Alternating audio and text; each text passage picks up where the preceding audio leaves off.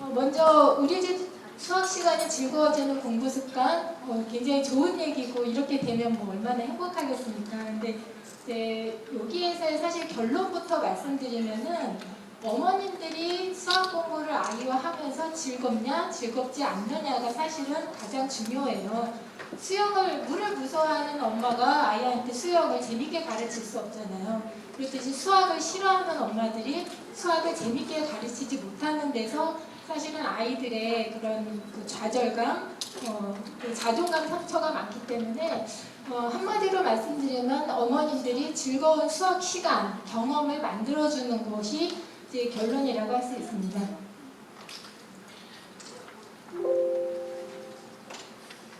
요즘 이제 그 사회적으로 많이 화두가 되고 있는 수포자라는 얘기 많이 들으셨죠? 혹시 고학년 어머님들 중에서 내 자녀가 수포자일까 좀 걱정되는 분 혹시 손 들어보세요? 그러면은 저기 뒤에 우리 수학 연구원분들이 개별적으로 컨설팅도 해주실 거예요.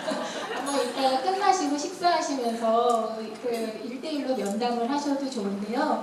사실 수포자란 말 쓰시면 안 될 것 같아요. 이 수포자란 말이 만들어지지 않았다면 가정을 해보세요. 이런 말 자체가 이 말은 굉장히 부정적으로 응축된 메시지가 있는 얘기인데 이 말이 만들어짐으로 인해서 어린아이들, 내가 공부 못하는지도 모르는 아이들, 그러니까 나는 언젠간 잘할 거야 이렇게 생각할 수도 있고 지금은 수학이 좀 더디지만 나는 꾸준히 하고 있어 이런 아이들도 교실에 존재하고 나는 못하는 게 아니야 좀 안 하고 있을 뿐이야 중학교 때 가서 잘할 거야 이런 아이들도 있는데 이 수포자란 말이 보편화되면서 지금 엄마와 그리고 그런 아이들 마음속에도 내가 조금 처지면은 그 초등 수학을 성적으로 재단을 하잖아요. 처지면 내가 미래 수포자가 되지 않을까? 나는 해도 안 될 것 같아. 이런 마음을 오히려 심어주고 있습니다. 그래서 지금 저는 이 수포자란 말이 굉장히 위험한 얘기이고 아이들의 마음에 상처를 많이 주는 용어이기 때문에 오늘 여기 이 자리에 오신 기적 어머님들만큼은 수포자란 말을 머릿속에서 지우셨으면 좋겠어요. 잊어버리세요. 초등 수학 가지고 수포자 되는 게 절대 없습니다. 다 뻥입니다. 공감하시나요? 네, 잊어버리세요. 초등 수학 갖고 누가 수포자를 만드나 하면은 사실은 교육 시스템입니다. 이게 어떤 개인의 문제를 자꾸 치부하시면 안 되고요. 우리가 자녀를 위해서 어떤 많은 연구도 하고 고민도 하지만 우리 교육 시스템도 사실 들여다보고 교육부에 항의도 하고 저는 고소고발도 하고 싶어요. 지금 지나고 나니까 아이들을 너무 괴롭혔는데 수포자를 사실 만드는 거는 자꾸 이런 교육 시스템이고 사교육 환경 그런 데서 이제 어떤 마케팅 용어로 쓰기 시작하면서 이제는 가정에서도 수포자 걱정을 하는 시대가 왔으니 굉장히 애석합니다. 근데 수포자를 만드는 사회에서 아이들을 지켜주셔야 돼요. 어머님들이. 내 아이 지킬 사람 저밖에 없습니다. 그래서 오늘의 이제 첫 멘트는 수포자란 말을 잊으시고 버리시고 절대 입에 담지 않는 거를 우리가 약속하면서 시작했으면 좋겠습니다. 자, 왜 수포자가 초등학교 때 있을 수 없냐면요. 보세요. 저희가 12년 초등수학 내용을 보면은 초등이 차지하는 부분은 정말 쥐꼬랑갱이만 합니다. 굉장히 작아요. 이걸 모른다고 해서 중고등학교 때 수포자가 된다는 건 정말 말도 안 되고 그럼 저희 어렸을 때 시골에서 울기만 했던 아이들을 제가 그렇게 살았는데 수학과에 갔잖아요. 그러니까 정말 저런 건 말도 안 되고 이런 어떤 사교육의 공포심 조작 그리고 어머님들의 조급한 마음 그리고 아이들의 미성숙함 때문에 생기는 아이들은 부모님이 주는 걸 자꾸 받아들이다 보니까 해야 하는 줄 아는데 좀 초등수학에 있어서는 그런 마음을 버리시고 결과에 집착하는 걸 버리셔야만 아이의 교육 방향에 대해서 올바른 시선을 가지실 수가 있습니다. 이 그림을 꼭 인지해 주세요. 초등수학 정말 별거 아닙니다. 12년 교육에서. 그리고 어떤 많은 트레이닝에 의해서 3,000문제 풀어서 30문제 맞히는 그러한 논리는 중학교까지는 가능한데 고등수학은 정말 안 됩니다. 아이 자신의 두뇌가 굉장히 능동적이어야지만 이게 학습이 되는 거거든요. 특히 수능 시험 같은 경우는 이제 옛날하고 달라서 아이들이 많이 그 능동적으로 생활하고 연결해서 푸는 문제들이기 때문에, 그리고 그 기본적으로 필요한 건 아주 기초적인 학습일 뿐이에요. 그래서 너무 수학의 심화, 뭐 1등 이거에 얽매이실 필요가 사실은 없습니다. 자, 그래서 무엇이 중하냐? 12년 수학교육은 이렇기 때문에 초등 수학에서는 무엇이 중요할까요?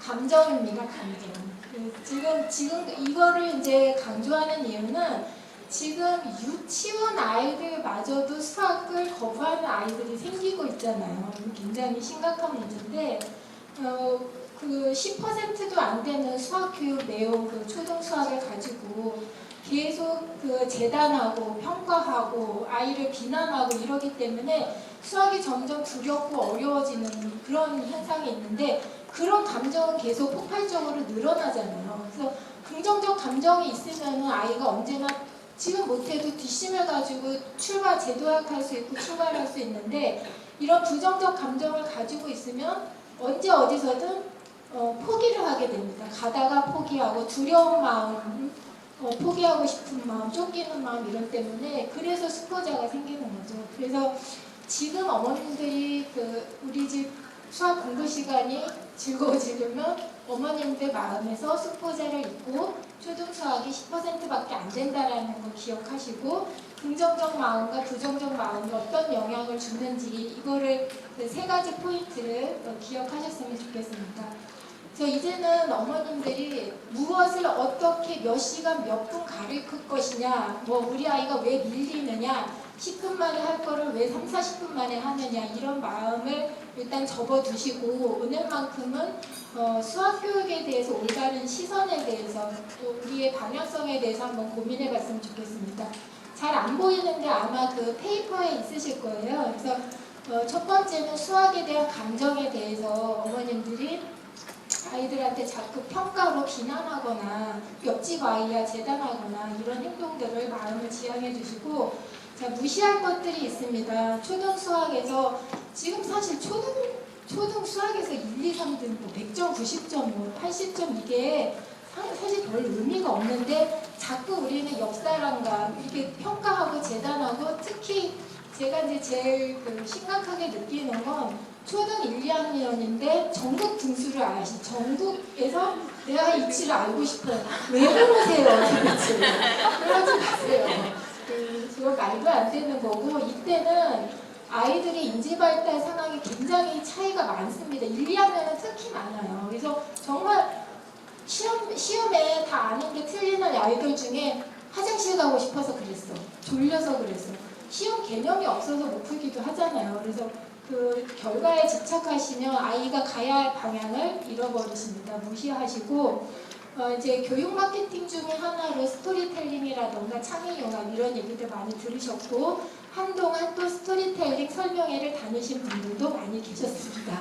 그런데 저도 이제 그 출판인이지만 저는 교육인으로 저 스스로를 잘 생각하고 있는데, 많이 고민을 하고 연구를 했는데 스토리텔링은 아이들이 훈련해야 되는 게 아니고요, 교사, 지도자가 훈련해야 하는 거예요. 아이들을 어떻게 재밌게 생활 속에서 수학을 연결시켜줄지 고민하는 건데, 우린 또 그걸 아이들이 훈련해야 하잖아요. 그렇게 하실 필요 없고, 원래는 이제 도형이라던가 비율 이렇게 생활 속에서 일어나는 일을 수학을 할 때 도입하고자 했던 건데, 그 취지가 이렇게 과격화가 돼가지고 모든 단원에 들어갔는데, 도입해본 결과 1, 2학년은 교과서 자체 이해조차도 못했잖아요. 그래서 다시 이제 퇴보하고 있는 상태인데, 초등 수학은 기초예요, 기초. 입력해주고 아이들이 트레이닝 받고 사실 공부 습관 기르고 좋은 감정 기를 텐데, 이런 이제 유행하는 거에 좀 휘둘리실 필요가 정말 없습니다.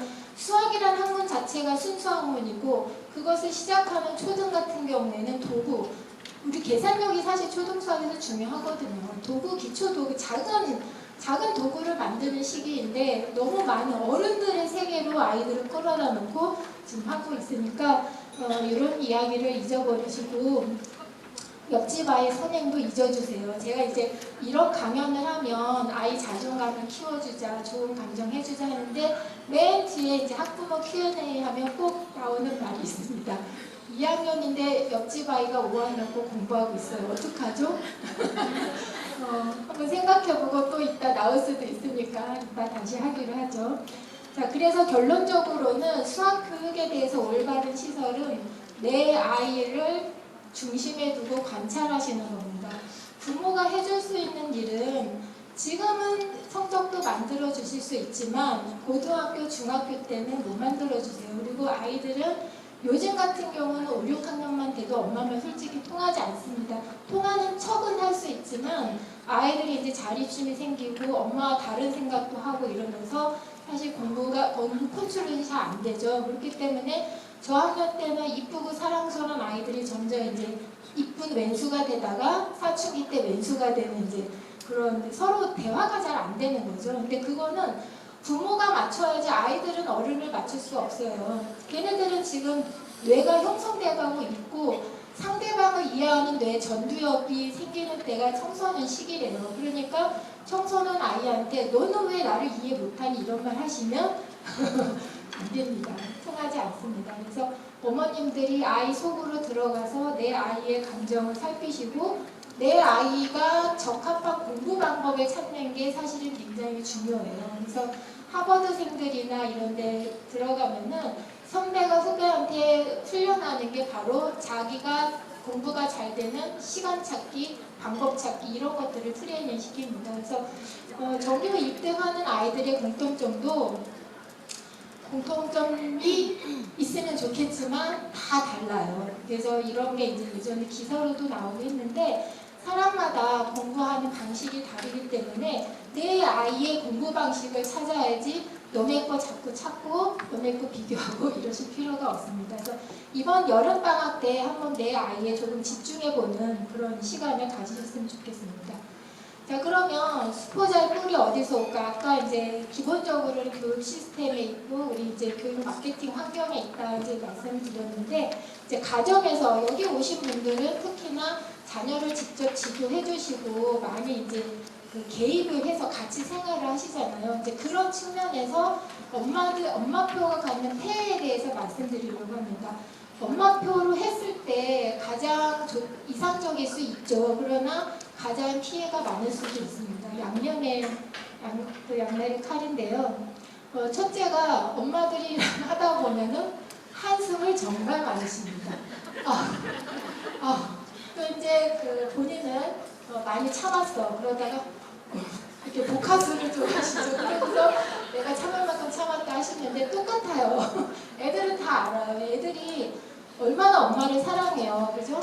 그 아이들한테는 세상에 엄마밖에 없는데 엄마의 한숨 한 번이 아이의 가슴에 10번의 화살을 꽂혔다라고 생각하시면 돼요. 그래서 내가 좋아하는 사람이 나한테 한숨 지으면은 어떠세요, 기분이?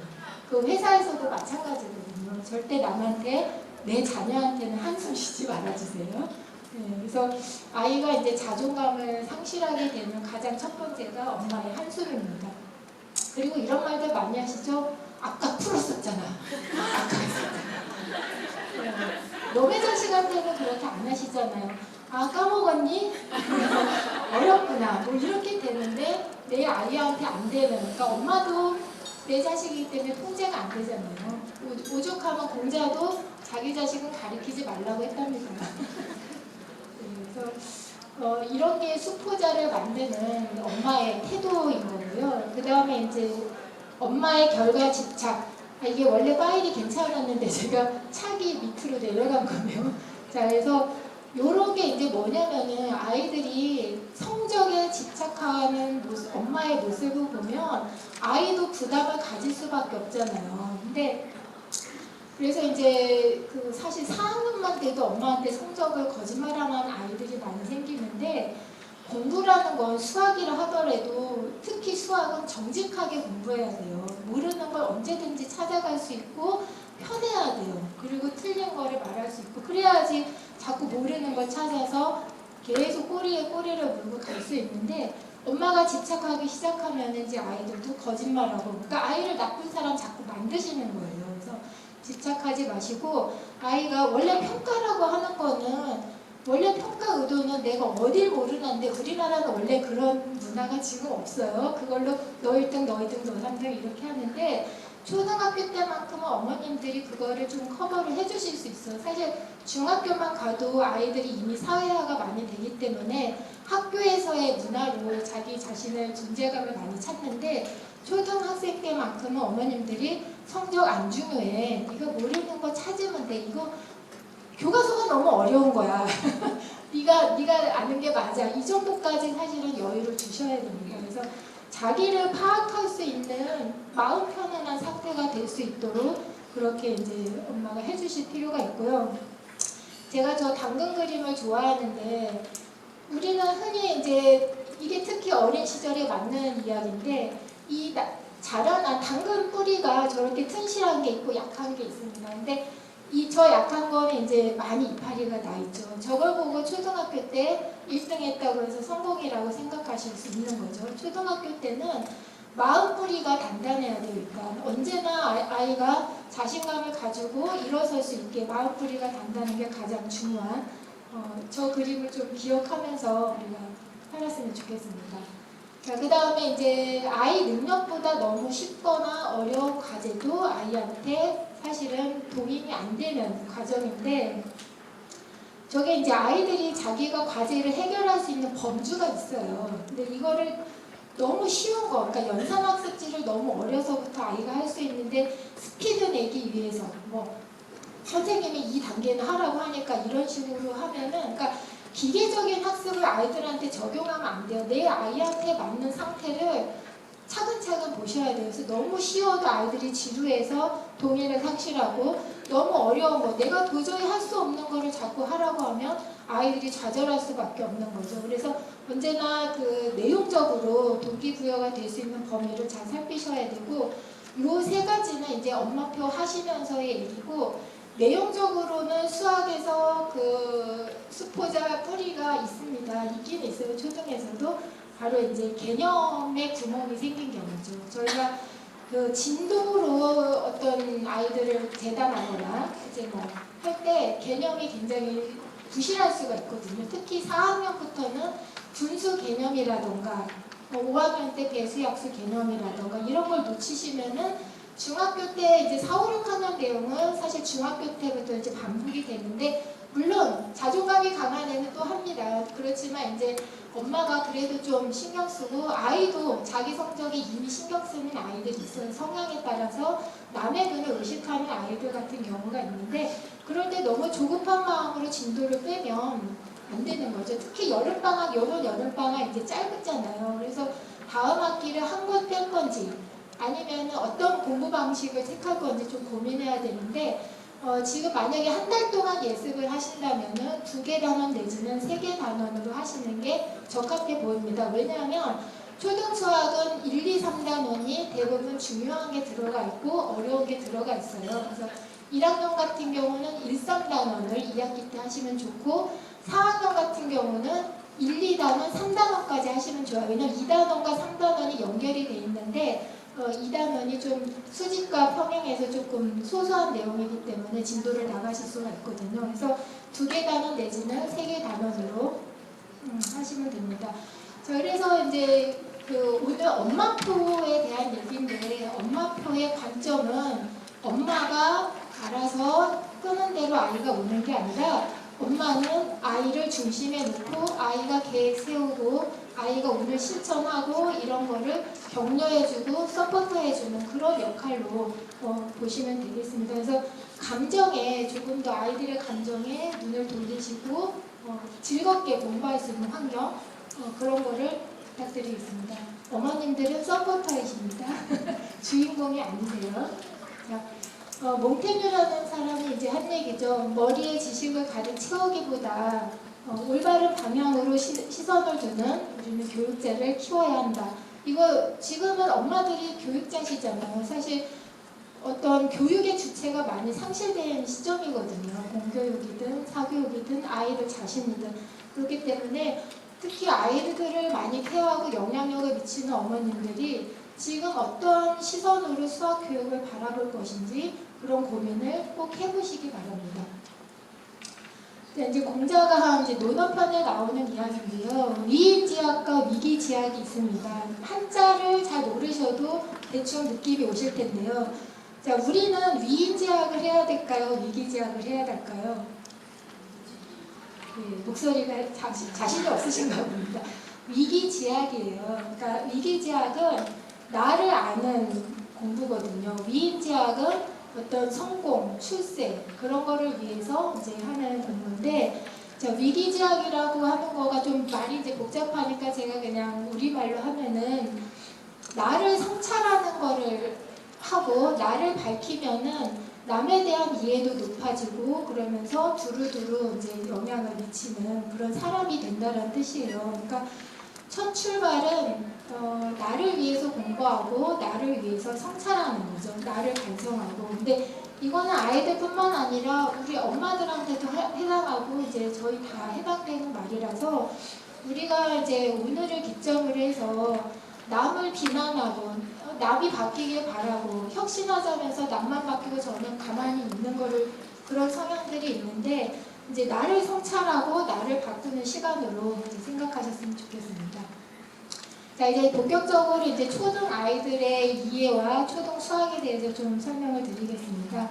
자, 초등 우리가 이제 1번 보시면 초등 아이의 학습 의욕. 제일 궁금한 게 학습 의욕을 어떻게 고취시킬 것인가, 어떻게 할 것인가. 근데 이게 사실은 이제 그 신경학자, 그다음에 정신과 전문의, 그 학습 전문가들이 모여서 실험을 오랫동안 했고 최근 10년 동안은 정말 이 뇌 학습에서도 많은 연구와 발달이 있었는데 이거는 사실은 불가능하다라는 결론이 내려졌어요.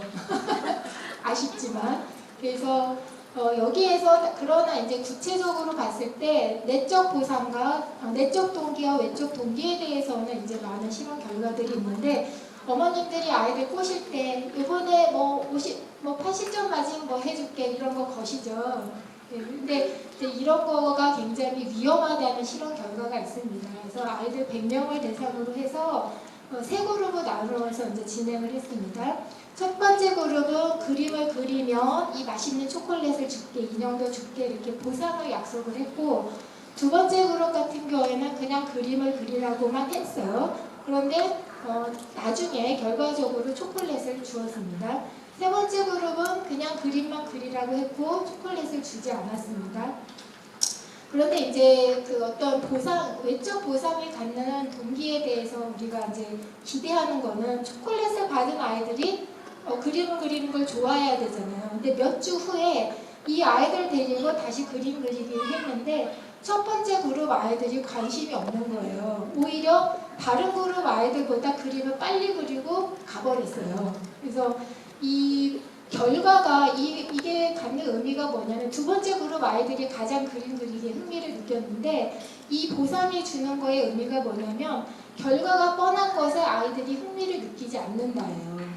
네, 그래서 이 외적 보상을 하실 때는 아이마다 좀 성향이 다르다 보니까 내적 동기가 너무 없는 아이들 있잖아요. 어른도 그렇잖아요. 매사에 의욕 없는 사람도 있잖아요. 그런 경우에 어떤 구멍을 메꿔주기 위한 정도로만 사용하는 것을 권장하고 있습니다. 첫 번째가 운동이라고 합니다. 그 이제 뇌과학적으로 운동을 하게 되면은 이제 좋은 도파민 얘기 많이 들으셨죠?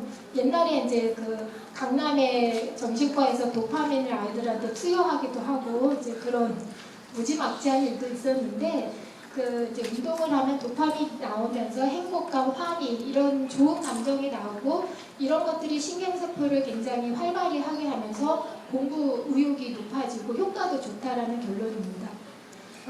그리고 이제 그 호기심을 많이 열어두라고 해요. 근데 이제 호기심을 키우자 또 이러면 또 뭔가를 하시려고 하시면 안 됩니다. 아이들의 호기심은 원래부터 있는 건데 자라면서 너무 바빠지고 경쟁에 내몰리고 이러면서 자꾸 호기심이 줄어드는 건데 그냥 쉽게 말해서 호기심이라는 건 새로운 거예요. 아이들한테. 그래서 수학 공부를 하는데 아이가 좀 연산인데 따분히 한다 그러면 화장실 가서 또 할 수도 있고 이렇게 이제 좀 환경을 바꿔보라고 이제 권유를 합니다. 그래서 또 매번 하는 일이지만 분위기만 바뀌어도 아이들이 새롭게 느끼기 때문에 저희가 이제 그런 방법을 사용할 수가 있습니다. 자, 그다음에 초등 아이의 집중력. 아이들의 집중력이 몇 분일 거라고 생각하세요? 7세. 10꼴랑 15분이에요, 15분. 그 다음에 이거 뭐 이제 연구 결과인데 10세가 20분, 12세가 30분. 그러니까 저희 초등 교실에서 아이들이 그렇게 앉아 있는 게 사실은 그 폭력이죠, 어떻게 보면. 근데 요 아이들의 집중 시간을 활용을 해서 예를 들어서 초등 수학을 이제 2일치 공부를 해야 된다. 그럼 약 1시간을 해야 되니까 30분 하고 5분 쉬고 30분 하고 중간 휴식은 길면 안 돼요. 우리가 리듬을 놓쳐버리기 때문에 잠깐 해준 다음에 다 끝낸 다음에 긴 휴식을 주는 그런 방법을 하셔야 됩니다.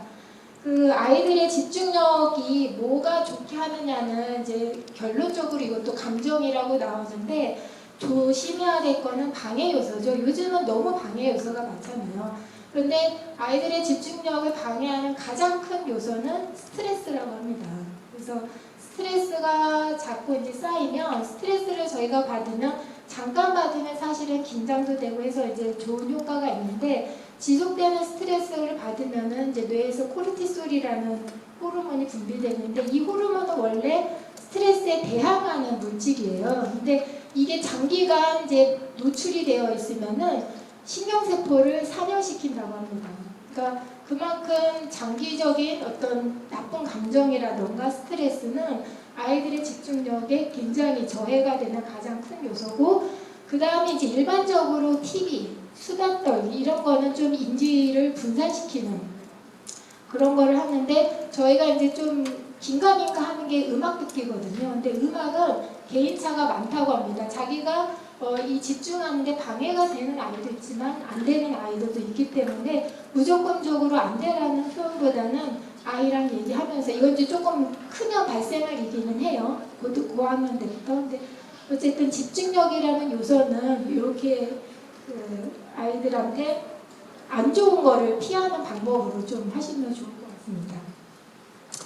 그 다음에 초등아이의 기억력인데요. 이거는 사실은 이제 훈련하고 학습 전략으로 키워질 수 있는 부분입니다. 그래서 아이들의 기억력을 키우는 가장 좋은 방법은 독서라고 합니다. 짧은 독서.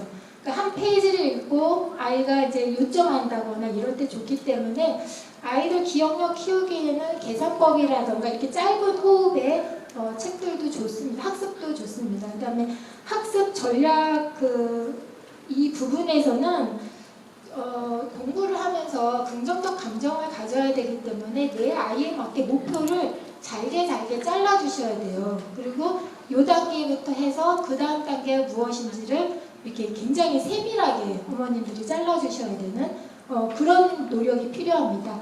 그 다음에 초등아이의 감성지능 촉진과 스트레스 관리 이 부분은 결과적으로 부모의 모습을 담는다고 합니다. 그래서 부모님이 스트레스를 풀 때 마구 괴성을 지른다던가 이렇게 좀 이러시면 아이들도 그거를 많이 답습한대요. 그래서 그 스트레스를 이렇게 신체적으로 푸는 이게 뭐지?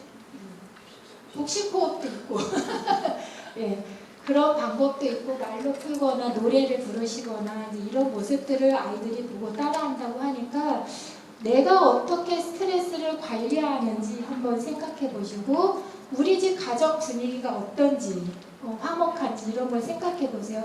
예전에 2차 세계대전 이후에 두 고아원에 이제 실험이 있었습니다. 이제 그 독일에서 있었던 일인데 이 두 고아원은 국가 보조로 운영이 되고 있었고 영양면에서나 의료면에서는 조건이 같았고 보육교사와 아이들의 관계도 엇비슷했는데 오직 다른 환경 하나가 원장이었습니다.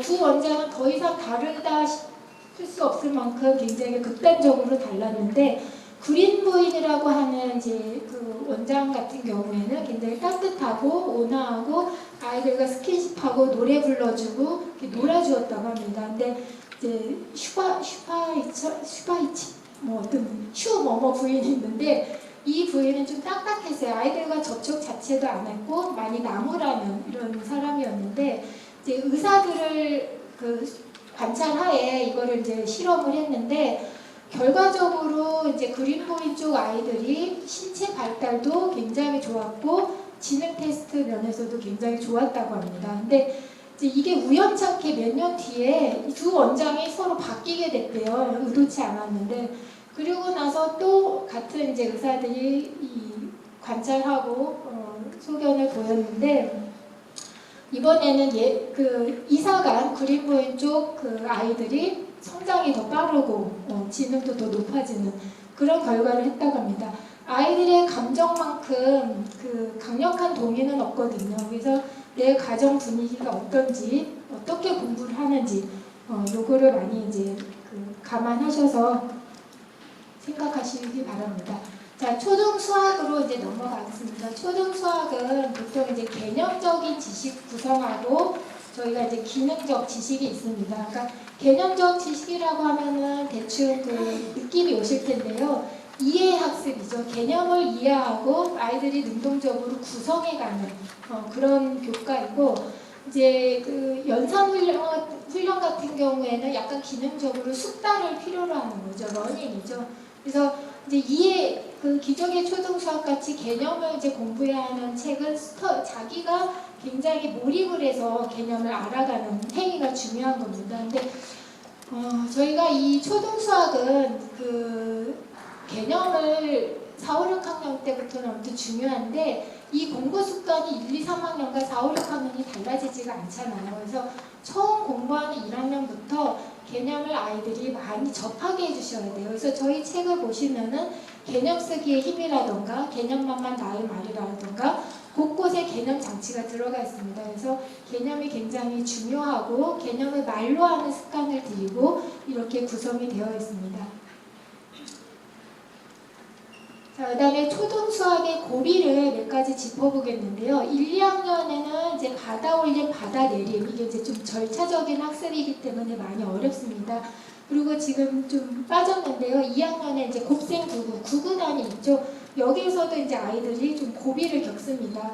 왜냐하면 구구단 같은 경우에는 제 학교에서는 1, 2주 만에 배우고 익히고 시험까지 보잖아요. 근데 이게 이제 서구 선진국에서 보면은 구구단을 1년 동안 배우거든요. 그러니까 이거는 숙달이 필요하고 계속 그게 필요한데 저희는 요 이 땅 하고 끝이잖아요. 그러니까 사실은 방학 때 예습을 안 해갈 수가 없는 거죠. 그래서 이러한 단축적인 학습 기간의 문제점도 있는 것이고 그래서 저희가 좀 고비가 되는 부분은 어머니들이 짚어서 살펴주시면 되는데 이 받아올림, 받아내림 같은 절차 학습은 원래 1, 2학년 학령에 맞지 않아요. 그래서 이 알고리즘적 학습은 원래 10세 이상부터 하게 되어 있는데 저희가 좀 어쨌든 이런 아시아권 문화에서는 많은 양을 이렇게 배우고 하면서 이렇게 우수 학생을 어려서부터 걸러내는 문화 때문에 있는데 좀 아이들한테 사실은 맞지 않습니다.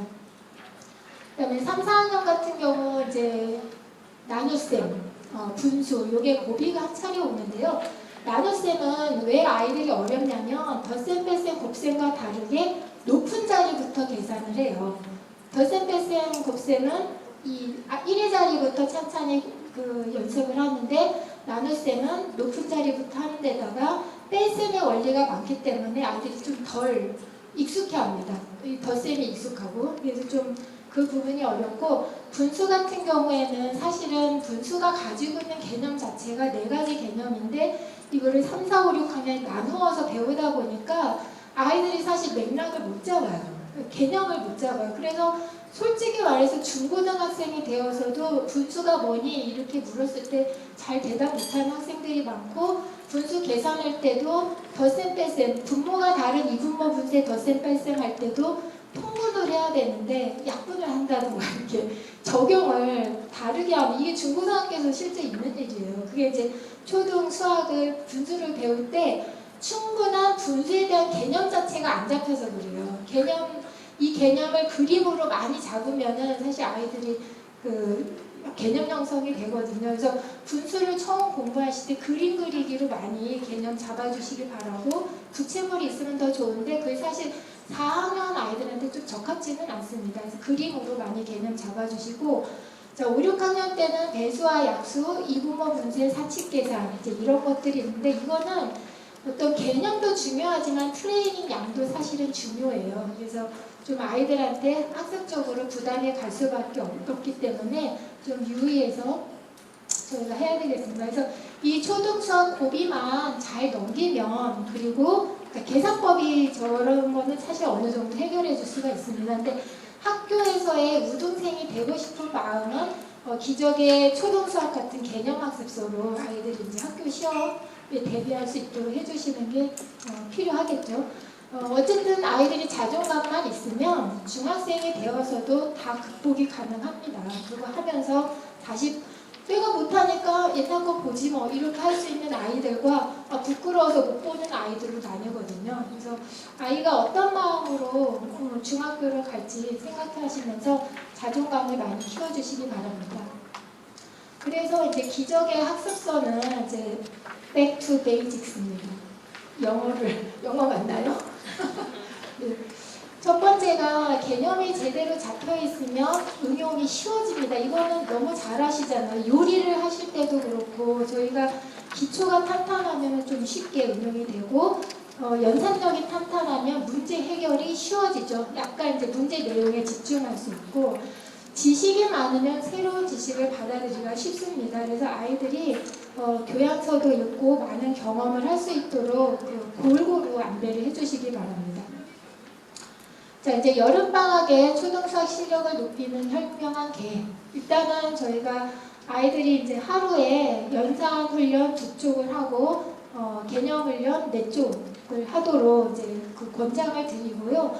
이게 이제 저희 학습단에 이제 드리는 자료에 다 스케줄표가 나와 있습니다. 가뿐한 A 코스와 짱짱한 B 코스가 있기 때문에 아이에 맞추셔야 돼요. 이게 이제 다가 아니니까 저희가 맞춰서 이제 하시고, 계산법만 할 경우, 초등수학만 할 경우, 이제 계산법과 초등수학을 할 경우 이제 예시안이 있기 때문에 이걸 가지고 자녀분한테 하시고, 특히 저 학습 기간이 7월 25일부터가 아니라 지금부터 하시면 사실 한 단원을 더 하실 수가 있는 거죠. 그래서 책을 펴놓고 아이하고 상의하시면서 아이가 스케줄표를 적게 하시는 그런 방식으로 시작을 하셨으면 좋겠습니다. 요거는 저희 학습단에서 자료를 제공하니까 나중에 읽어보시고요. 저희가 이제 그 학습단에 초등수학 온라인 단원평가를 제공합니다. 왜냐면 단원평가가 예전처럼 비중이 높지 않은데 문제집을 또 사면 아이들이 힘들잖아요. 그래서 기적의 초등수학 안에 있는 단원평가가 2회씩 있는데, 이거는 진짜 시험 때 사용하시고 이번에 예습할 때는 이 온라인 단원평가지를 활용하시면 좋고, 반대로 하셔도 됩니다. 책에 있는 거 먼저 쓰시고 온라인 단원평가는 실제 시험 때 다시 이제 연습삼아 하시면 좋을 것 같습니다. 이와 같이 이제 스케줄표가 저희가 제공을 해드리고요. 여름방학에 이제 숨은 플랜은 어머님들이 아이 주도 역량, 그 다음에 수학 공부 역량. 그러니까 저희가 공부 그릇을 키우는 거지 지금 성적을 잡아주는 것이 아닙니다. 그래서 아이 주도 역량은 아이가 목표 계획부터 혼자 할 수 있고, 저희가 하루 4쪽 설계가 이제 헤드로 다 되어 있기 때문에 아이가 그 작은 산을 넘으면 본인이 굉장히 내적 동기가 많이 생깁니다. 그래서 아이가 작은 목표를 하나하나 실천할 수 있도록 이렇게 하시면 될 것 같습니다. 자, 수학은 어떤 과목이냐면 혼자 하기 정말 좋은 과목입니다. 그런데 이제 혼자 하라고 한다고 해서 이렇게 내버려 방치나 내버려 두는 그런 게 아니고, 1, 2학년 때 같은 경우에는 이제 개념 부분은 같이 아이랑 이렇게 해주시면 좋아요. 아이들이 엄마랑 함께 하는 거 워낙 좋아하고, 그다음에 문제 부분부터 이제 혼자 하는 그런 방식을 취하시면 되고, 학년이 높아질수록 이제 목표 설정까지만 같이 논의하시고 스스로 하면 될 것 같습니다. 그리고 매일 공부하기 좋은, 습관 들이기 좋은 과목이죠. 그래서 가능하면 매일 하도록 하고, 고학년 같은 경우 또 스케줄이 바빠지면 주 3회로 이제 같이 하시거나 이렇게 조절하시면 되겠습니다. 자, 그리고 그 아이들도 사회적 인간이라서 학교에서 어쨌든 고학년 때 성적을 잘 받으면 많이 이렇게 좀 흥미도가 상승하고, 특히 선생님 칭찬은 엄마 칭찬하고 또 다른 의미를 갖거든요. 그래서 아이가 잘 따라온다면 어떤 성적에 이제 고학년 때 좀 신경 써서 기적의 초등수학이라던가 이렇게 학교 공부에 집중하시면 될 것 같습니다. 그리고 사고력이나 끈기, 집중력을 키우기 좋은 과목인데, 이 사고력을 키우려면 어머님들이 아이들한테 사고할 수 있는 몇 초의 시간을 주는지 생각해 보셔야 돼요. 당장 풀지 못하면 또 윽박지르거나 이렇게 하지 마시고, 풀리지 않는 문제를 내일로 넘기는 것도 필요하거든요. 저희가 자면서도 낮에 활동했던 거는 밤에 계속 무의식 중에 활동을 한다고 합니다. 그래서 충분한 수면이 아이들한테 중요하다고 하는 건데, 다음날 풀리는 경우가 많습니다. 그리고 아이도 자기도 모르게 과제로 남아있거든요. 그래서 당장 풀기를 권유하지 마시고 하루 묵혀두는 거 괜찮습니다. 그래서 우리 아이가 몇 초짜리 사고력인지 알고 싶으면 내가 아이한테 몇 초를 주는지 생각해 보시면 되겠습니다. 자, 이제 조금 쉬는 시간. 자, 이 문제 같이 풀어보도록 하죠. 16 더하기 9는 9예요. 이거를 카드 하나만 옮겨서 정답을 만드시는 거예요. 다 종이 있으실 테니까 한번 풀어보시겠어요? 자, 창의적인 겁니다.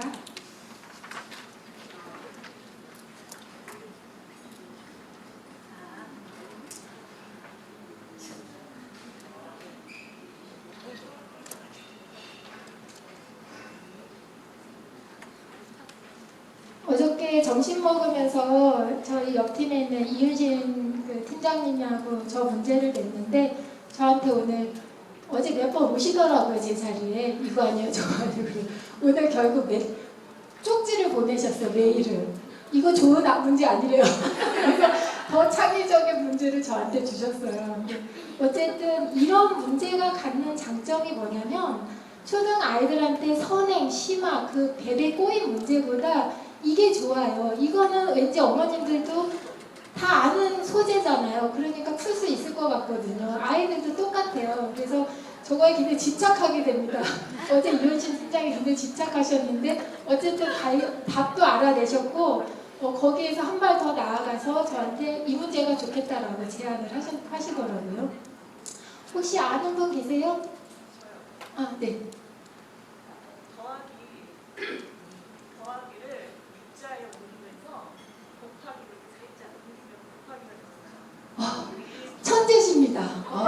네, 혹시 TV 보신 거 선생님 아니시죠? 지금 오, 어떻게나 선물을 준비 안 했어요. 과장님 어떻게? 있으신가 봐요. 예, 네, 맞습니다. 이게 이제 창의성 문제로 일본 퀴즈 프로그램에도 나왔었고 외국에서 실험도 한 건데, 이제 우리는 정답을 찾으려는 속성이 매우 강해요. 그렇게 교육을 받았었기 때문에. 근데 문제를 발견하는 게 초점이에요. 이 문제는 저희가 정상적인 상황으로는 절대 수식이 성립이 안 되거든요. 그러니까 겹치는 거를 생각을 못 하는 거죠. 네. 저 사실 이거 푸신 분 처음 봤어요. 짧은 시간에. 네. 축하드립니다. 답이 있으면 우리는 말 안 한 거예요. 어머, 그러셨구나. 저희가 출력할 때 그거 빼고 하자고 했는데. 어쨌든 카드 하나만 옮겨서 이제 정답을 하자 했는데, 이거를 이제 제안하신 분은 18 더하기 8은 9라고 문제를 바꾸라고 저보고 하십니다. 18 더하기 8은 9 쓰고 한번 풀어보세요. 네. 이런 거기에 나와 있었군요. 자, 이제 삽질했습니다. 학년별 좀 지도 포인트를 마지막으로 짚어볼게요. 자, 1학년 같은 경우에 이제 처음 시작인데, 어머니들 기본수 아세요? 기본수? 여기 사실 전문가처럼 아시는 분들 어머니들 많으세요. 기본수 아시는 분? 네. 기본수는 10개인데 0부터 9까지예요. 그러니까 한 자리 숫자가 기본수예요. 보통 1부터 10을 생각하시는 분들도 많은데, 저희가 기본수 10개는 0부터 9의 숫자를 말하는 거고, 자, 이제 입으로 푸는 게 얼마나 중요한지 사이에서 수의 개수도 중요하고 그림 그려 풀기가 그러니까 1학년 때는 많은 도구를 사용해야 돼요. 이게 인지력에도 좋고 아이들 풀기에도 좋습니다. 자, 첫 번째 저희 책에 있는 문제로 예를 들어볼게요. 입으로 풀기는 이제 민주와 현우가 줄넘기를 합니다. 그래서 일반적인 문장들 묻는데요. 이거를 아이가 문제를 읽는 게 좋습니다. 읽고 엄마가 옆에서 막 시키고 지켜보지 마시고요. 이렇게 엄마가 한번 이렇게 예시를 보여주세요. 이렇게 하면서 그 밑에 답을 쓸 때는 누가 더 많이 넘었냐면 그러면서 답을 누가 몇 번 더 넘었다 이렇게 마지막 문장을 다시 되뇌이는 방법이 굉장히 좋습니다. 그래서 말로 풀면은 생각보다 정리가 잘 돼요. 그래서 1학년 아이들은 예쁜 입을 많이 움직이도록 해주시고 자 사이의 수, 수의 개수 이 부분 보시면 58과 63 사이의 수를 모두 쓰시오. 쉽죠? 이게 수의 개수는 몇 개예요? 네? 4개? 9, 10, 12, 12. 네, 4개 맞네요. 근데 저처럼 이렇게 계속 세면 중고등학교 때는 안 되죠. 자, 요거를 왜 말씀드리냐면 수의 개수는 사실 1학년 때부터 해서 고등까지 계속 나오는 도구예요. 기초 도구가 되는데 요 문제를 할 때 어머님들이 조금 더 나아가시면 좋아요. 자, 58부터 60선 쓰고 답에는 없지만 몇 개지 이렇게 물어보잖아요. 그럼 아이가 몇 개라고 대답하는데 그럼 이제 더 어려운 걸 주죠. 100부터 그럼 110은 뭐 이렇게 주죠. 그럼 아이들이 이제 대답을 할 텐데 이런 거를 통해서 여러 가지 훈련을 하면서 노동을 하면서 일반화를 시킬 수가 있어요. 아이들도. 그러니까 수를 일단 단순화하시는 게 좋아요. 저희가 수학을 풀 때는 똑같은 소재 가지고 단순화하면 좋은데 이제 58과 63은 아이들한테 체감적으로 어려운 숫자이기 때문에 1부터 5 이렇게 낮은 숫자로 일단 단순화시켜서 1부터 5까지 수의 개수는 몇 개예요? 네? 6개예요? 1, 2, 3, 4, 5 5개잖아요. 네? 1과 3 저는 1부터 5까지의 수는 포함하는 거예요. 1도 포함하고 그 다음에 하려고 했어요. 1과 5 사이의 수는 3개죠. 자, 그러면은 이거를 여러 번 1과 3까지 1과 5까지 1과 7까지 아이랑 여러 번 하세요. 그럼 아이가 규칙을 발견합니다. 그래서 이제 1부터 5까지의 수는 뒷수 빼기 앞수 더하기 1을 하면 수의 개수가 나와요. 5 빼기 1 더하기 1. 그리고 1부터 3까지의 수 이렇게 하면은 5까지의 수 뒷수 빼기 앞수 빼기 2를 하시면 되고 이제 하나 포함하고 하나 안 포함하고 그러면 이제 조절이 되잖아요. 4개 다 하실 필요 없이 뭐부터 뭐까지의 수와 뭐와 뭐 사이의 수 요 2개 가지고 많이 놀아주세요. 그러면 아이들이 쉽게 이거를 나중에 수의 개수 구할 때 끄집어냅니다. 이게 이제 복습이 되는 거죠. 그래서 요 문제는 그렇게 활용을 해주시고 어린 계산 습관은 요 문제 보시면 이제 수가 여러 개 있는데 그 합해서 67이 되도록 이제 땅을 나누라고 하는데 이거를 전부 다 계산하는 아이들이 있어요. 이게 이제 아이가 수학을 이해적으로 접근하느냐 계산적으로 접근하느냐 문제인데 이 문제를 접근할 때는 어린 계산으로 70을 일단 만드시는 게 좋잖아요. 그래서 저희 계산법에도 몇십 더하기 몇십이 많이 있는 이유는 사실은 그 감각을 거의 체화시켜서 이런 문제 풀 때 좋게 하려고 하는 거거든요. 그래서 다 낱낱이 계산하기보다 거의 70에 가까운 두 수를 집어내는 어린 계산부터 하는 추론력인 거죠. 그런 게 좀 필요합니다.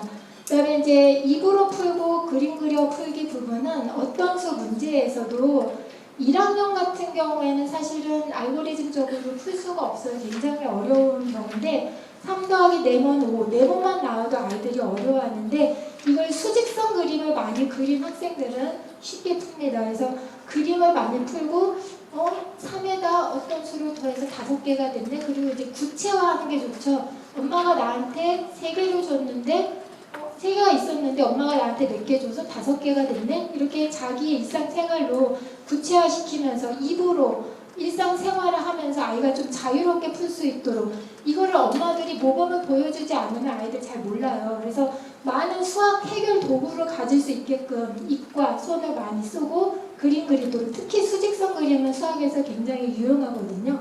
그래서 그런 문제들을 요거 풀 때 좀 도와주셨으면 좋겠습니다. 그다음에 2학년 같은 경우는 이제 수와 숫자의 구별이 굉장히 중요해지고 이제 심화 문제에서 많이 나오기 시작하고요. 이제 손으로 푸는 거 마찬가지예요. 말로 풀고 손으로 풀고 입으로 풀고 뭐 이런 게 중요한데 이제 따지는 힘도 점점 나오고 자, 엄마가 함께할 순간이 어디인지 이런 거 좀 짚어보겠습니다. 그래서 수와 숫자 같은 경우에는 기억이 나타내는 수는 니은이 나타내는 수의 몇 배입니까? 어머님들은 잘 아시잖아요. 근데 이거 애들이 생각보다 어려워하거든요. 그래서 이런 유사 문제를 좀 많이 이 문제 하면서 좀 풀어주세요. 그게 가장 좋은 방법이거든요. 자, 그 다음에 손으로 풀기 같은 경우에는 4장의 숫자 카드 문제가 나오잖아요. 이 지점에서 아이들이 가만히 있는 아이들이 이제 많이 생깁니다. 머리만 돌고 있는 거죠. 이럴 때는 내 자리를 만들어주세요. 네모 4개를 이제 먼저 그림을 그리시는 거죠.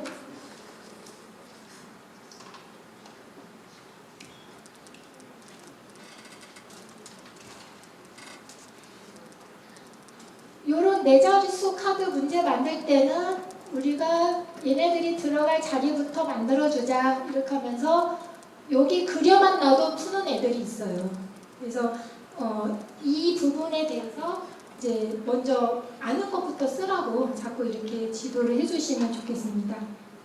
문제는 다 푸실 수 있으시니까 넘어가고 그 다음에 수학은 따지는 힘을 키우기 좋은 과목이거든요. 그리고 이제 이 문제를 뽑은 이유는 문제 푸는 코드가 문제집에 다 나와 있어요. 근데 지금 이 옆에 나와 있는 풀이쓰기 부분 같은 경우는 문제를 저렇게 푸는 게 현명하다라는 표현이거든요. 그래서 아이한테 저거 네모를 채우기에 급급해하기 이전에 앞으로 이런 문제가 나오면 이렇게 풀자라고 안내를 해주셔야 돼요. 그래서 1000의 자리 숫자는 5, 10의 자리 숫자는 9 아는 거부터 저 네모 칸에 이제 쓰게 하는 거잖아요. 그래서 문제집을 풀 때 어머님들이 저런 부분을 놓치지 말고 이렇게 짚어주시면 좋습니다. 자, 그 다음에 그 옆에 문제 보시면 저것도 상당히 아이들이 어려워하는 문제잖아요. 근데 저것도 입으로 풀면 좋아요. 생각보다 애들이 하나씩 풀 수 있어요. 그래서 0부터 9까지 숫자 중에서 네모 안에 들어갈 숫자를 모두 구해라 하면은 1000의 자리와 100의 자리 먼저 보니까 똑같잖아요. 그래서 이제 결판이 나는 부분은 10의 자리인데 10의 자리에 6이 들어가냐 마느냐 6보다 크냐 작냐 요것만 이제 아이들이 해결하면 되잖아요. 요거를 말로 풀면은 생각보다 잘 풉니다. 어머님들도 한번 말로 풀어보세요. 나중에 같이 연습하면 좋습니다. 자, 그 다음에 엄마가 친구가 되는 순간 같이 즐기는 거죠. 자, 이거 곱셈9구 9구단 같은 경우인데, 이게 이제 슈타이너 곱셈9구죠. 이것도, 그 슈타이너라는 사람이 아이들한테 좀 즐겁게 9구단을 알려주기 위해서 개발했던 방식이에요. 그래서 종이에다가 이런 부분이 있으면, 원을 똑같이 그리시고, 엄마도 같이 옆에서 해주시면 아이들이 굉장히 좋아해요. 그러다가 가끔 한 번씩 틀려주면, 더 좋아하죠 아이들이. 엄마를 누르는 한방이 생겨서 그런 좀 요령도 키우시고 자 곱셈 9구가 아까 이제 하나의 고비가 되는 지점이라고 말씀드렸는데 곱셈 9구야말로 말로 자꾸 개념을 말하다 보면 굉장히 좋아요. 자 5 곱하기 6은 5 곱하기 2 더하기 5 곱하기 몇이죠? 예, 너무 쉽죠. 엄마들은 쉽죠. 사죠. 근데 이게 아이들한테 가면은 그 거의 난수표 같이 돼요. 굉장히 어려워하는데 자 5 곱하기 6 곱하기 개념 자체를 어머니들이 재설정을 해주실 때 5가 6번 있어. 5가 6번 있는 거야. 자 그러면 5가 2번이 있으니까 5가 몇 번이 있으면 되니? 이렇게 하면 더 쉽죠? 네, 아이들 되게 쉽게 생각해요. 그래서 곱셈 개념을 5가 몇 번 있다. 이렇게 이제 좀 말로 설명해 주시면 좋고 이거를 하시면서도 또 엑스트라 문제를 더 내주시면 좋죠. 이제 반대로 뭐 7 곱하기 9는 7 곱하기 3은 7 곱하기 9 빼기 7을 9번 했으니까 몇 번을 빼야 되겠죠, 이번에는. 이런 식으로 좀 변주해서 많이 해주시면 좋겠습니다. 그다음에 3학년 같은 경우는 이제 곱셈인데 곱셈을 하실 때 어린 곱셈을 또 많이 해주시는 게 좋습니다. 큰 수를 그 감각 잡기에 좋기 때문에 해주시고, 자, 요 각각을 같이 살펴보도록 하겠습니다. 잠시 지금 몇 시? 시작하시죠. 네, 7분 안에 마치도록 하겠습니다. 훌륭한 강사는 시간 나가지고.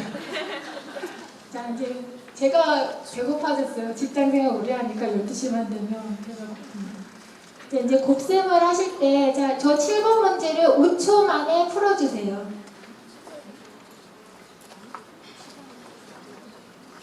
당황하셨죠? 자, 저거를 풀 때 아까 마찬가지로 사실은 이제 어린 계산을 많이 하는 아이들은 금방 찾습니다. 자, 47 곱하기 23은 대략 50 곱하기 20, 약 1000이죠. 아닌가? 네. 그 다음에 18 곱하기 72는 20 곱하기 70이니까 1400 정도가 되잖아요. 그렇게 하면 어쨌든 후자가 더 크게 되겠죠. 그래서 이러한 방법들이 수능 시험 볼 때 많이 작용을 해요. 그러니까 감각이 있는 애들은 이해로 풀고 감각이 없는 애들은 다 계산해서 풉니다. 근데 시간이 남으면 확인을 당연히 해야 되겠죠. 검사는 필요하지만 아이들한테 계산 감각이라는 거 굉장히 중요합니다. 그래서 저희가 트레이닝을 하는 거죠. 그리고 이제 이런 걸 하게 되면은 저 두 자릿수 곱하기 두 자릿수를 했는데 이렇게 몇백, 몇십, 몇 이렇게 세 자릿수 쓰는 아이들도 있거든요. 그거는 어림을 해봤다면 나올 수 없는 일이에요. 네 자릿수가 되겠다라는 거를 수의 범위를 답을 범위를 좁힐 수가 있는데 이제 그런 걸 안 하고 그냥 무조건 기계적으로 계산을 하게 되면은 이제 세 자릿수도 쓰고 이런 어이없는 실수를 하면 엄마의 분노 대폭발이 일어나죠. 네. 자, 그 다음에 이제 곱셈 같은 경우 사실 제가 이 문제를 굉장히 좋아하고 아이들한테 사실 많이 했던 문제인데요. 이걸 가지고 어머님들이 아이들의 이제 수학자를 만드시는 걸 한번 해보셨으면 좋겠어요. 3, 5, 6 가지고 곱이, 아유 7분 안 되겠다. 조금만 넘을게요. 자, 3, 5, 6 가지고 가장 큰 곱셈식을 만들라고 되어 있죠. 잘 안 보이시죠?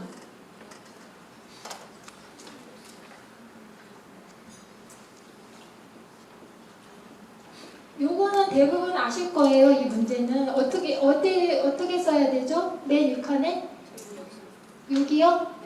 크게 말씀해 주세요. 여기는 5, 3. 왜 그렇죠? 얘는 얘랑도 곱하고 얘랑도 곱하니까 가장 영향력이 센 애예요. 센 애. 이렇게 아이들한테 대결 구도로 얘기해 주세요. 얘가 세기 때문에 얘는 가장 큰 맥시멈 숫자를 써주셔야 되는 거예요. 그죠? 그 다음에 얘는 잘 모르겠어요. 그래서 우리는 넣어봐요. 3도, 얘는 좀 알지. 그 다음에 얘가 10의 자리니까 그 다음 영향력이 세서 두 번째 수 넣고 이거를 또 이제 단순한 숫자 1, 2, 3, 2, 3, 4 이런 거 가지고 여러 번 하게 하세요. 그럼 아이가 이런 결과가 나와요. 첫 번째 수, 두 번째 수, 세 번째 수 이런 일반화가 생기게 됩니다. 삼각형. 만약에 이제 이렇게 위가 두 자리고 이렇게 한 자리여도 요거를 많이 해봤던 아이는 어떻게 되겠어요? 여기가 1 이렇게 되겠죠. 2, 3 요런 그림을 가지고 있으면은 요런 걸 추론할 때 굉장히 좋아요. 자, 여기까지는 쉬운데 이제 두 자리수 곱하기 두 자리수를 이제 하는 문제가 있다고 생각을 해보세요. 이게 법칙이 있을까요? 혹시 이런 거 해보신 어머님들 계세요? 지금 종이 좀 나눠주시겠어요? 여기다 풀어보세요. 1, 2, 3, 4 가지고 한번 만들어보세요.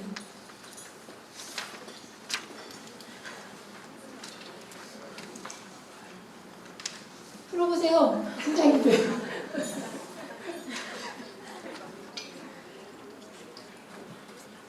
누가 노려보는 거 보니까 머리를 대요.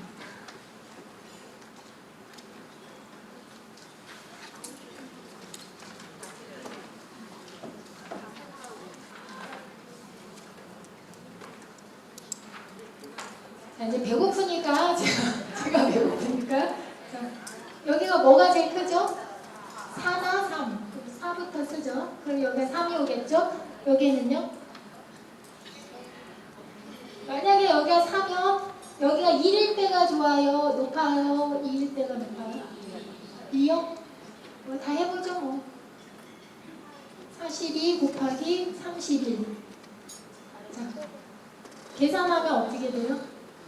제가 해왔어요. 1312, 1302. 얘가 승리예요. 자, 이거를 여러 가지를 해보셔야 되죠. 숫자를 또 여러 가지 넣어보세요. 제가 이거를 예전에 이제 그 강사 선생님들 교육하러 가서 굉장히 연구를 일반화하고 싶어가지고 지도하기 쉬우시라고 했던 건데 결과적으로 이런 U자형이 나와요. 1, 2, 3, 4. 그리고 얘는 이런 N자형이 되는 거죠. N자형인데 그냥 이거를 얘가 다 맞다라고 제가 아직 증거를 못 잡았어요. 왜냐면은 이 수를 n 플러스 1, n 플러스 2, n 플러스 3 해가지고 막 정리하다가 포기했어요. 하도 길어가지고. 근데 숫자만 갖고 했을 때는 대부분 얘가 맞더라고요. 근데 그러니까 제가 이거를 아이들한테 가르쳐 주라고 말씀드리는 게 아니라 이런 재미로 수학을 좀 발견하게 하시는 경험을 시간 여유가 있다면 좀 시켰으면 좋겠어서 한번 보여드렸습니다. 그 다음에 그 나눗셈의 그 제수와 피제수, 그러니까 나누는 수, 나눠지는 수에 대해서 아이들이 좀 감이 어려운데 나눗셈 문제 풀 때는 요 문제도 계산하는 문제가 아니에요. 요 문제 보면은 60 나누기 5, 70 나누기 5 중에 어떤 크기 관계가 어떻게 되냐, 몫이 뭐가 크냐 이런 문제인데 저거를 이제 계산하는 아이들이 있어요. 그렇게 하면 이제 수능에서 시간 루스가 많기 때문에 어려운 문제를 못 푸는 저건 이해 문제잖아요. 나눗셈과 그러니까 나누는 수와 나누는 수의 관계인데 자 이거를 아이들한테 사고할 때는 또 자기 일상생활에서 숫자를 낮춰서 자 피자가 3개가 있고 4개가 있는데 너랑 나랑 나눠 먹어야 돼. 그러면 뭐가 큰지 애들이 금방 알잖아요. 피자 수가 많은 수로. 역으로 피자 수는 같은데 사람 수가 많을 때와 적을 때 누가 더 많이 어떨 때 많이 먹겠는가 이렇게 얘기를 해주시면 좋잖아요. 그래서 나눗셈 문제 같은 경우는 좀 단순화하고 일생생활에 비유하면서 아이가 항상 생각하도록 하면 이러한 그 사고 전략을 아이가 갖게 됩니다. 그게 사실 중고등학교 때도 굉장히 좋은 전략이거든요. 자, 어떤 문제는 넘어가겠습니다. 자, 4학년도 넘어가면서 이제 착시 같은 것도 아이들이랑 같이 하시면 굉장히 재밌어하고 4학년도 다 큰 것 같지만 애기들이에요. 그래서 엄마랑 저런 문제 같이 풀어보면 굉장히 즐거워합니다. 그다음에 도형 개념 같은 경우에는 저 문제가 어려운 아이도 있고 쉬운 아이도 있는데 종이 갖고 직접 해보면 굉장히 인지력이 높아져요. 그래서 나중에 기억도 잘 되니까 도형을 하실 때는 좀 4학년부터는 도형이 그 정의가 많이 나오고 그들 간의 관계가 많이 나오는데 좀 어려워집니다. 가능하면 종이를 가지고 이렇게 조작해보는 거를 좀 권장드리고요. 특히 도형 개념 잡으실 때는 각각의 도형이 아닌 이유를 말하라고 하는 게 좋습니다. 발례로 도형의 개념 잡기가 좋다라는 말씀드리고요. 그 다음에 저희 액티비티에 나와 있는 건데 이 종합적 정리가 필요합니다. 이제 정사각형은 조건이 까다롭잖아요. 내변의 길이가 같고 내각의 크기가 같다. 그냥 사각형은 조건이 덜 까다롭죠. 그래서 그들의 포함 관계를 보면서 자꾸 정리를 해야 돼요. 이게 아이들이 굉장히 틀리기 쉬울 뿐만 아니라 나중에 필요 충분 조건에 대한 개념을 저기에서 나오는 거거든요. 자, 까다로운 아이가 필요 조건이 되는 그런 부분을 좀 감각적으로 키울 수 있는 부분이기 때문에 이 부분을 많이 해주시면 도형은 도움이 됩니다. 자, 그 다음에 이제 따지는 힘이 중요하다고 하는 것 중에 하나가 크고 작은 도형의 개수 구하기 이제 이런 것들인데 요거는 막노동이 필요해요. 아이들이 경우의 수 할 때 확률 사고의 기초인데 이거를 머리로만 푸는 게 아니에요. 막 노동을 해서 감을 익혀야 돼요. 그래서 그려도 보고 번호를 매겨가지고 개수를 찾아보는 활동을 많이 해야 중복되거나 빠뜨리지 않는 그런 이제 꼼꼼함이 생깁니다. 철저성이 생기는 거죠. 그 다음에 이제 유추 능력 같은 경우가 있는데 이제 점점 수학이 고급사고죠. 유추 능력은 굉장히 고급사고요. 특히 아는 지식이 많을수록 이걸 하기가 쉬워지는데 이제 대각선의 그 개수를 구하는 게 이제 법칙이 있잖아요. 중고등학교 때는 이거를 이제 법칙으로 배우지만 그 전에 이 활동을 많이 한 아이들은 이걸 외울 필요가 없어요. 금방 떠오르거든요. 그래서 굉장히 도움이 많이 됩니다. 이건 한번 이렇게 이것도 막노동을 하시라는 거예요. 그래서 막노동하고 찾아보고 관찰하고 그런 문제로 아주 좋습니다. 자, 이제 정리하면서 결국은 저희 기적의 학습서가 사실 추구하는 거는 아이들이 좀 자발적으로 혼자 해낼 수 있게 설계를 하는데 많이 초점을 두고 있어요. 그래서 궁극적으로 어머님들이 성적을 만들어주는 게 아니라 아이의 공부 그릇을 만들어주는 거예요. 학습 그릇을 만들어주는 거기 때문에 엄마의 손은 적게 가고 아이가 스스로 하면서 좀 꽉 찬 학습이 되게끔 학습의 임계치량도 설정하면서 저희가 준비를 했습니다. 언제나 아이의 자존감이 약해지지 않도록 많이 신경 써주시고 이번 여름방학에는 혼자 공부하는 역량을 감안하셔서 목표 수립도 아이가 하게 하고 끈기도 그르고 자기 공부 스타일 찾게 신체 지능이 좋은 아이는 돌아다니면서도 할 수 있고 언어 지능이 좋은 아이는 특히 중얼거리면서 공부하면 좋잖아요. 그래서 아이의 특색에 맞게 엄마 특색 아니고 아이의 특색에 맞게 할 수 있도록 해주시고 저희가 요거 학습단 모집하면서 이제 질문들 중에 이제 보통 나오는 게 꾸준히 하는 게 어렵다, 엄마의 버럭이 등장한다, 연산거부 연산실수, 이제 서술형 4학년 혼합계산식 어려운 문제 안 하려고 한다 이런 이제 말씀들이 있었는데 꾸준히 하는 게 어려운 거는 아이한테 너무 버겁거나 쉽거나 이제 그런 거가 많잖아요. 그래서 아이가 설정하게 하세요. 처음에는 엄마 성에 차지 않더라도 아이가 먼저 한번 해내면 아이 스스로 목표량을 늘리게 되거든요. 그래서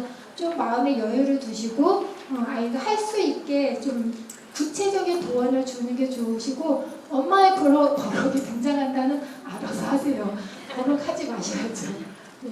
그다음에 연산을 거부한다면 대체적으로 이제 지겨워진 거죠. 너무 어려서부터 많이 했거나 지금 자기가 아는데 자꾸 시키거나 이제 스피드내라고 하는데 아까 어머님하고도 얘기했는데 스피드는 아이한테 하나의 동기부여 차원이지 그게 목적은 아니에요.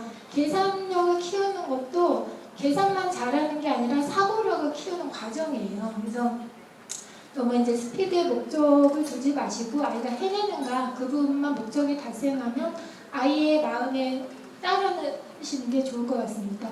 그다음에 이제 서술형은 저희 책에 좀 서술형이 많이 들어가 있는데 이게 이제 문장제라는 책도 있고 향후 어머님들의 서술형에 대한 좀 조언을 들어서 고민하는 시간을 가질 예정이고요. 혼합 계산 같은 경우에는 이거를 법칙으로 접근하실 필요가 정말 없어요. 문장에서 그 계산 순서가 저절로 나오거든요. 요거를 한번 설명드리고 싶은데 문장에서 그러니까 저희가 교과서가 조금 순서가 잘못됐는데 문장에서 계산 순서를 먼저 추려보시면 식을 쉽게 세우실 수가 있습니다. 자, 어려운 문제 안 하려고 하는 거는 이제 좌절의 상태로 간 거죠. 쉬운 것부터 해낼 수 있는 것부터 좀 하도록 하시고 남자이다 보니 문제를 정확히 풀지 않네요. 곱셈인지 나눗셈인지 더해야 하는지 빼야 하는지 덤벙거려. 이거는 곱셈, 덧셈, 뺄셈, 나눗셈 이게 개념이 안 잡힌 학생일 수도 있고 아니면 지금 공부가 하기 싫은 것일 수도 있고 거부가 될 수도 있어요. 그래서 어머님이 좀 살펴보시고 아이에 맞게 해결책을 찾으셔야 될 것 같습니다. 자, 그 다음에 선행과 예습에 대해서 보통 이제 좀 아리까리 하실 텐데 선행이라고 하는 것의 의미는 수업을 필요 없게 만드는 행위예요. 그거는 매우 위험한 일이거든요.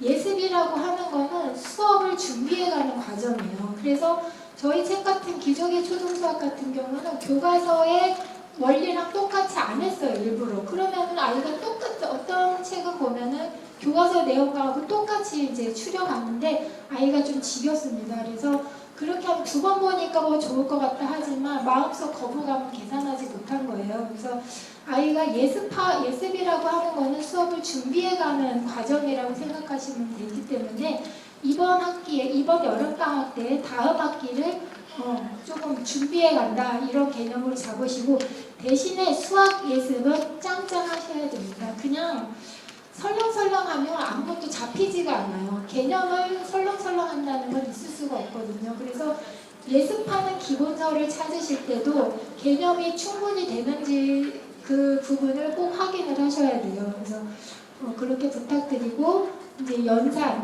굉장히 중요하지만 그거에 균형점을 맞춰야 되는 거죠. 너무 목매이실 필요 없고 부족하면 앞에 거를 언제든지 찾아가서 하셔야 되고 사고력 같은 경우도 이제 심한 문제, 경시대 이런 걸 좀 지향하시는 분도 계시고 많이 욕심도 내시는데 아이가 좋아하면 당연히 하면 좋습니다. 경험하면 좋고 도전해보는 것도 좋은데 아이는 준비되어 있지 않으면 밀어붙이지 마시고 사고력 그 심화 문제보다 퀴즈나 아까 그 창의성 문제 같은 수학과 관련된 퍼즐이라던가 이런 거 하는 게 더 재밌어요. 아이들이 그 수학적인 선행 지식이 없이도 접근할 수 있는 문제들이기 때문에 굉장히 집요하게 파고듭니다. 그래서 그런 거를 통해서 어떤 수학에 관련된 재미도 느끼고 할 수 있도록 해주시기 바라고 수학에 거부감이 들지 않도록 특히 이제 신경 쓰는 게 중요할 것 같습니다. 마지막으로 저희 기적의 학습법 연구회를 꼭 소개드리고 싶고 저는 기적의 초등수학을 직접 집필하진 않았습니다. 계산법은 집필을 했었지만 저희 연구원분들이 사실 1년 6개월 동안 좀 미친 사람들처럼 일을 했어요. 그래서 소개를 꼭 시켜드리고 싶고 저희가 이제 생각하는 방향은 혼자서 작은 선을 넘는 아이가 나중에 큰 산도 넘는다라는 개념을 가지고 그 철학을 가지고 있어요. 그래서 아이들이 큰 산을 넘을 수 있도록 아이의 눈높이에 맞는 작은 목적들을 이루어주고 얼마만큼 하루에 공부해야 되는지 이런 것들을 가지고 교재를 설계하고 있습니다. 네, 저희가 식사를 하시면서 학년별 선생님들 좀 일어나 주시겠어요? 여기 국어 선생님도 계시고 다 계세요. 네. 저분들 목걸이 차고 계시니까 가셔가지고 그 1대1 컨설팅도 해주실 거예요. 그래서 문제에 대한 거나 이런 거 궁금하시고 하시면은 물어보시면 되겠습니다. 네, 이상으로 제 강의를 마치도록 하겠습니다.